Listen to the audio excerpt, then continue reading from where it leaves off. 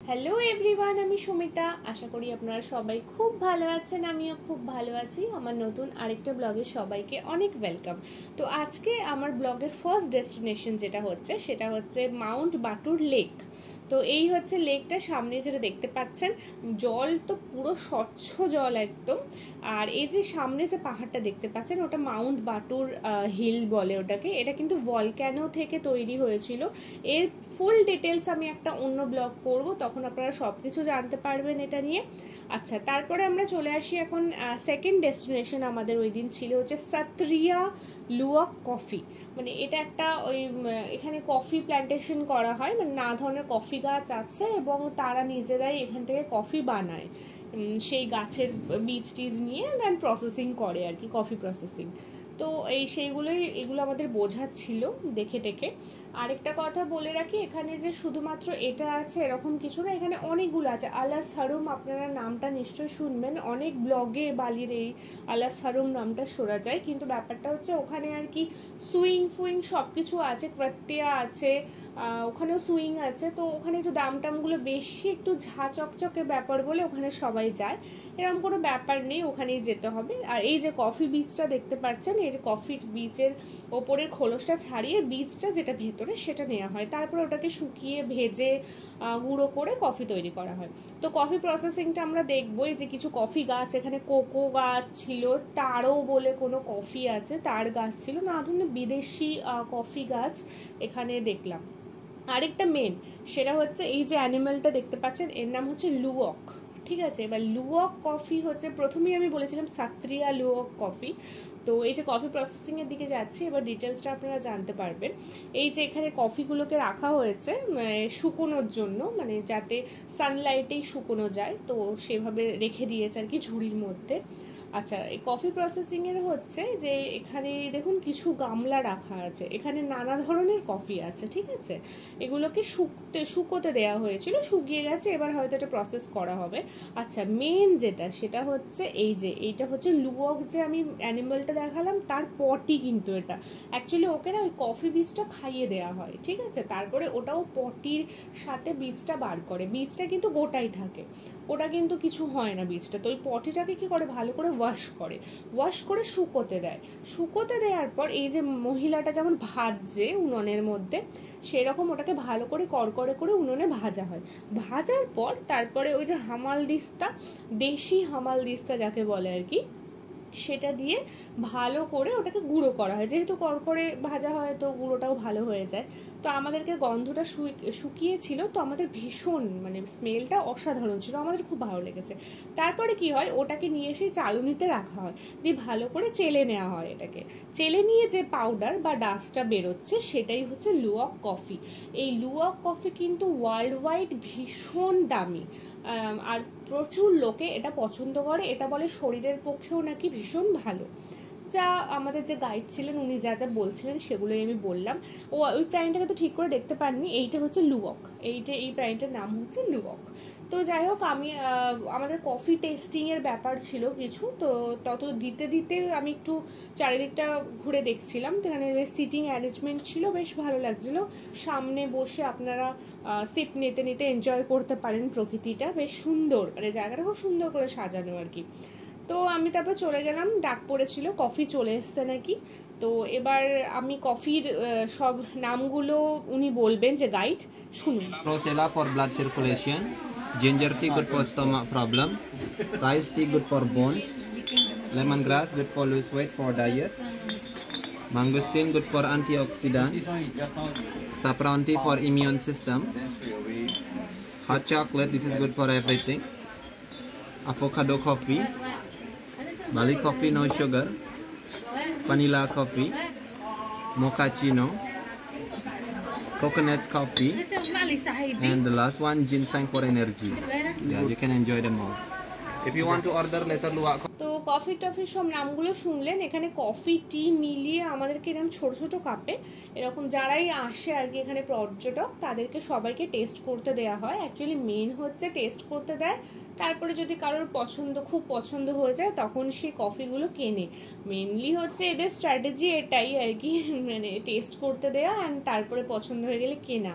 এটাই হচ্ছে বিজনেস আর কি। তো আচ্ছা, আরেকটা কথা বলে রাখি, এই কফিগুলোর মধ্যে কিন্তু লুওয়াক কফিটা নেই, কারণ লুওয়াক কফিটা টেস্ট করতে গেলে আপনাদেরকে পে করে টেস্ট করতে হবে, কারণ ওটা ভীষণ এক্সপেন্সিভ, যেহেতু ওটা ফ্রিতে এরকম খাওয়ায় না। আর এই যে টেস্টিংগুলো, এগুলো ফ্রিতে। এবার আপনারা টেস্টিং করার পর কিনতেও পারেন, নাও কিনতে পারেন, এরকম বাধ্যবাধকতা নেই যে কিনতেই হবে। তো অনেকে টেস্ট করে চলে যায়, অনেকে টেস্ট করে কিছু কেনে, যেমন আমরা স্যাফরন টি একটা কিনেছিলাম, কারণ স্যাফরন টির টেস্টটা আমাদের ভীষণ ভালো লেগেছিলো, তো সেই কারণে ওটা আমরা কিনেছিলাম। আর এই মানে যেখানে আমরা বসে খাচ্ছিলাম তার অপোজিটেই এরকম একটা কাউন্টার ছিল, ওখান থেকে আর কি এই টি কফিগুলো বানিয়ে সার্ভ করা হয়। তো পাশে একটা দোকান ছিল, আমরা বললাম যেখান থেকে স্যাফরন টি কিনেছি, তো এরকম একটা দোকান আছে, এখানে টি কফি যেগুলো আমরা টেস্ট করলাম সেগুলোরই প্যাকেট 100 গ্রাম 200 গ্রাম এরকম প্যাকেট পাওয়া যায়। এছাড়া এখানে নানা ধরনের মশলাপাতি পাওয়া যায়, এলাচ, দারচিনি, আরও নানা ধরনের মশলাপাতি পাওয়া যায়। আর কিছু ক্যান্ডেলসও পাওয়া যায়, যেগুলো মানে গন্ধযুক্ত, যেগুলো বলে সুগন্ধি ক্যান্ডেলস, সেরকম ক্যান্ডেলসও কিছু পাওয়া যায়। আর বালির টি শার্ট এইসবও পাওয়া যায়।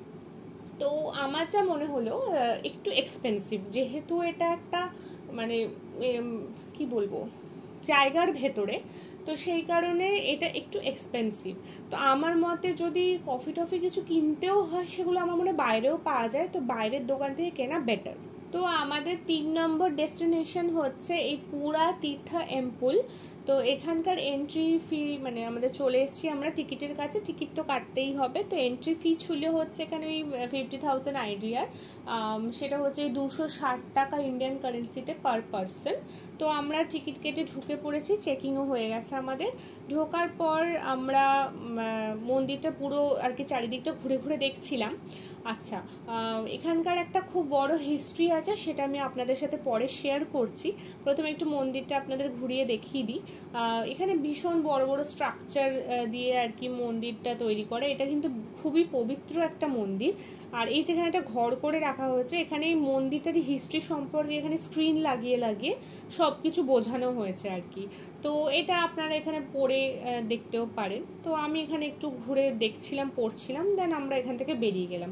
আচ্ছা, মন্দিরে ঢোকা মানেই হচ্ছে সারং তো পড়তেই হবে এখানে, তো সেই কারণে আমরাও এখানে সারং পরে নিয়েছি।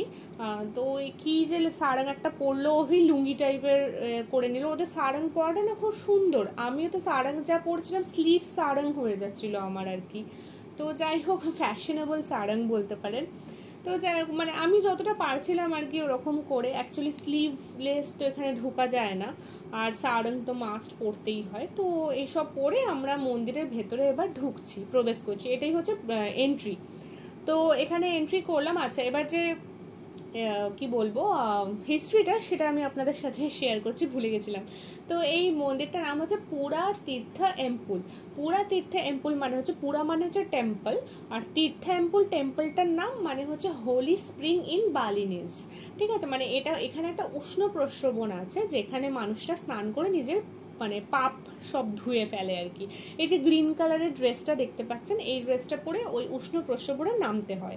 এখানে দেখুন প্রচুর মানুষের ভিড়, এখানে সবাই এখানে স্নান করবে। এরা মানে এটাকে একটা পিউরিফিকেশন রিচুয়ালস বলে এটাকে ওরা। আর এই রিচুয়ালসটা সবাই করে, মানে ম্যাক্সিমাম লোক এখানে করে আর কি। তো মানে মনে করে যে এখানে স্নান করে ঠাকুর পুজো দিলে মানে মনে করে যে পুরো শুদ্ধ হয়ে গেলাম, আমি যে এতদিন পর্যন্ত যে পাপ কাজ করেছে সেগুলো সব ধুয়ে গেল। আচ্ছা, এই মন্দিরটা মেইনলি হচ্ছে বিষ্ণু বা নারায়ণ যিনি আমাদের ঠাকুর, তার মন্দির এটা। আর এই মন্দিরটা এই যে পনটা আপনারা দেখলেন, মানে যেখানে উষ্ণ প্রস্রবণ, এখানকার মানুষেরা মানে লোকাল মানুষেরা যে এই পনটা ইন্দ্র দেবতা তৈরি করেছিলেন, এবং এই জলটা নাকি প্রত্যেক দিন চেঞ্জ হয়। কি করে চেঞ্জ হয় আমি নিজেও জানি না, হয়তো বা অনেক লোকেরাই করে, হয়তো সেটাও আমি জানি না, কিন্তু এরা মানে যে এখানে ইন্দ্র দেবতাই পনটা সৃষ্টি করেছেন, এবং প্রত্যেক দিন তিনিই নাকি এই জলটাকে শুদ্ধ করে দেন। মানে আজকে যদি আমি এখানে স্নান করি, তাহলে কালকে এই আমার স্নান করা জলটা থাকে না, ওটা অন্য মানে শুদ্ধ জল হয়ে যায় আর কি। যাই হোক এরকম একটা মান্যতা। তো এই যে পুকুরটা দেখতে পাচ্ছেন আরেকটা, এটাও কিন্তু একটা হোলি স্প্রিং, এখানে 3-4টে হোলি স্প্রিং আছে। তো এই জন্য এই মন্দিরটাও খুব পবিত্র মন্দির, এই বালিনিস লোকেরা মানে এখানে। এটা কিন্তু 10th থেকে 14th সেঞ্চুরিতে এই মন্দিরটা তৈরি হয়েছিল। আর পাকেরিসান রিভার থেকে এই ওয়াটার সোর্সটা আসছে, তাই তো পেয়েছি আমি গুগলে, তো জানি না এবার এখন এক্স্যাক্ট। তো যাই হোক, এই যে আমি এখানে মাথার মধ্যে ছিটা দিলাম, এটা হচ্ছে সব লোকরাই এখানে দিচ্ছিল, তো আমিও দিলাম এখানে। আমরা যেমন গঙ্গার জল দিয়ে দুয়ারে দুয়ারে, আমি এখানে দেখেছি আমাদের হোটেলেও কিন্তু এরকম ছিটা দেয় সকাল সকাল। ওরা এটাকে গঙ্গার জল হিসেবে হয়তো মানে, গঙ্গা জল তো না মানে, যাই হোক ওদের শুদ্ধ জল যেটা সেটা মানে। তো টেম্পল ঘোরা হয়ে গেল। টেম্পলটা তো আমার ভীষণ সুন্দর লেগেছে, আর এদের হিস্ট্রিগুলো জানতেও খুব ভালো লাগে। নানান দেশের নানা ধরনের হিস্ট্রি হয়, তাই জানতেও ভীষণ ভালো লাগে। আচ্ছা, এবার আমি যাচ্ছি যেখানে, তার নাম হচ্ছে তেগালালাং রাইস টেরেস। ঠিক আছে, এটাও একটা কিন্তু বালি উবুদের ফেমাস ডেস্টিনেশন বলতে পারেন। এটা কিন্তু ইউনেস্কো হেরিটেজ সাইটও একটা। তো এটার এন্ট্রি ফি হচ্ছে 20,000 আইডিয়ার পার পারসন, মানে হচ্ছে ওই 102 টাকা মতো পার পারসন ইন্ডিয়ান কারেন্সিতে। আচ্ছা, এখানে কিন্তু সুইংও করানো হয়, তো আপনারা চাইলে এখানে সুইং করতে পারেন। আমি ভীষণ ক্লান্ত ছিলাম যেহেতু ওই ট্রেকিং করেছিলাম বলে, আর নিচেটা একটু খাদ টাইপের, তো আমার দেখেও একটু ভয় লাগছিল, বাই চান্স ছিঁড়ে গেলে যদি পড়ে যায় নিচে তাহলে তো মানে গেলাম। তো সেই ভয়ে আমি আর করিনি, জাস্ট আমরা এখানে বসে বসে লাঞ্চ করেছি আর জাস্ট ভিউটা এনজয় করেছি। তো আমার ভীষণ ভালো লেগেছে রাইস টেরেসটা। এখানে অ্যাকচুয়ালি হচ্ছে প্যাডি ফিল্ড আছে, চাষাবাদ করছে মানুষজন, এখানে থাকে চাষাবাদ করে এখানকার মানুষেরা।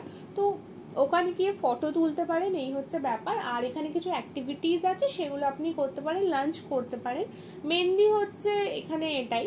তো আমার মতে তেগালালাংয়ে না গিয়ে জাতিলিউ বলে একটা রাইস টেরেস আছে, যেটা নর্থ বালি যেতে পড়ে, সেটা আমার মনে হয় করা বেটার। ওটাও ইউনেস্কো হেরিটেজ সাইট, বাট ওটা আমার মনে হয় বিশাল বড়, তো ওটা ঘুরে ঘুরে দেখতে পারবেন, এটা খুব ছোট।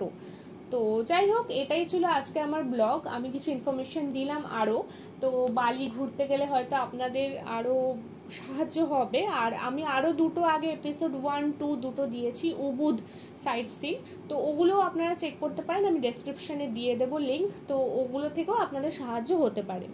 তো এটাই আমার আজকের ফুল ব্লগ ছিল। তো সবাই জানাবেন কেমন লাগলো ব্লগটা, কমেন্ট করবেন। নতুন ব্লগ নিয়ে আমি আপনাদের সাথে পরে আবার আমার দেখা হবে। তো ততদিন সবাই খুব ভালো থাকবেন, হ্যাপি থাকবেন, সুস্থ থাকবেন। আজকের জন্য এইটুকুই, টাটা।